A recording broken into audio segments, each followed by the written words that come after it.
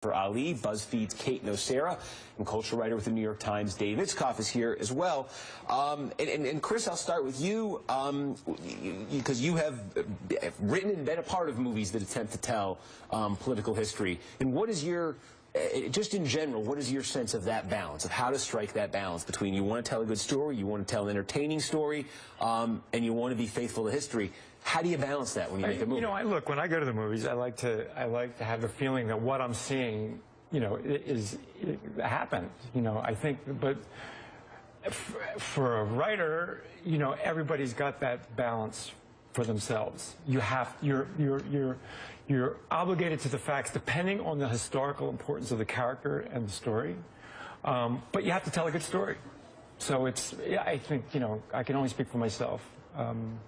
You know, as to where that balance, where that line, where you're crossing that line into what is total BS and what is, you know, yeah, what is a good story? Well, because I noticed it watching American Hustle, and I loved the movie, and I recommend anybody go see it. But one of the things that struck me is they start naming the Congress in the movie, and they're fake names. They're not the actual members of Congress who were taken down. You know, Harrison Pete Williams was the senator from New Jersey, went down this thing. That's not the senator's name. There's a whole storyline involving the mayor of Camden, New Jersey. And the mayor of Camden, New Jersey, in the real Abscam scandal, is central to this. And they create this whole story of who the mayor of Camden is and how this guy who's helping the FBI kind of falls for him as, like, you know, feels really bad helping to entrap him and everything.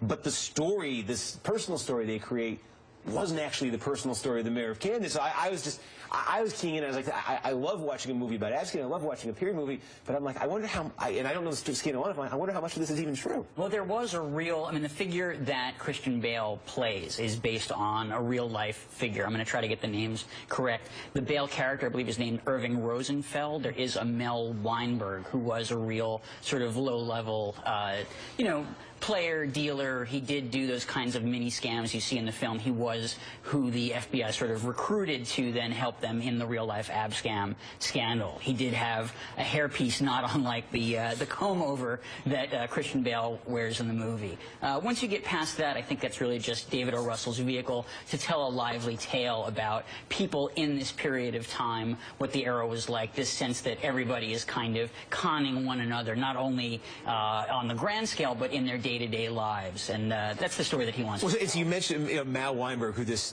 sort of this con man is based on. But there's a classic interview, Mike Wallace on 60 Minutes, interviewing the real Mal Weinberg. This is, you know, like 1982 or something. We just play a clip of this, give you a taste of who Christian Bale's character is based on. You've said, I'm going to be delighted to let the people of this country know what their politicians are really like. That's correct. What are the politicians really like? Well, I personally think they're a bunch of perverts, drunks, and crooks. Well, conceivably, it takes no one. No, that's true. No argument with that. I'm not a pervert. I may be a crook. There's nothing greater. You know, you take these politicians, they come in there and they sprout how good they are, how powerful they are, and you're sitting back laughing. They think you're stupid, and you'll sit and laugh. You'll get yours. And the funny thing is, though, in the movie, I don't want to give it away too much, but he, you know, one of that character in the movie ends up sort of looking at one of the politicians and feeling guilty about taking him down and saying there's a lot more gray here than the FBI allows. I don't know if that's what the real Mal Weinberg felt, but that's one of the things I left that movie wondering if they'd been faithful to. I think we need to get over this. I mean, after what the movie industry has done to literature, why would we be surprised they do it to history? If it's entertaining, that's their goal, and it works in a lot of these things. Some it doesn't work. You know, I think it has to be judged for what it is, not for what we want it to be.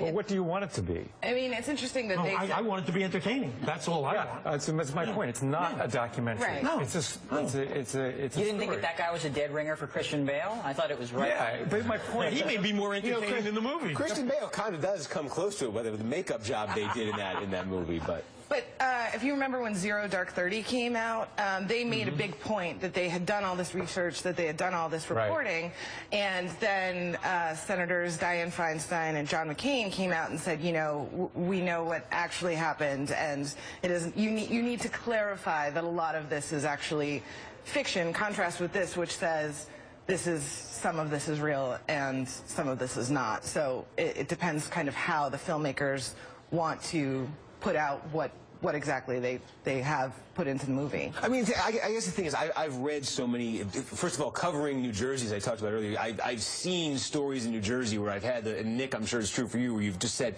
this is a movie. This itself could be a movie. And I've read in political history so many episodes, I'm like, this could be a movie. So to me, when you see like Abscan being made into a movie, I'm like, I don't know how much fictionalization is required here, because I think you have just a great story. We'll pick it up on the other side, and I want to talk to everybody and get their sense of when Hollywood has gotten it right, not just with an entertaining political movie, but a political movie that really did get politics and history right. If you have any examples in mind, what you think of as a great political history movie, we're going to talk about that when we come back.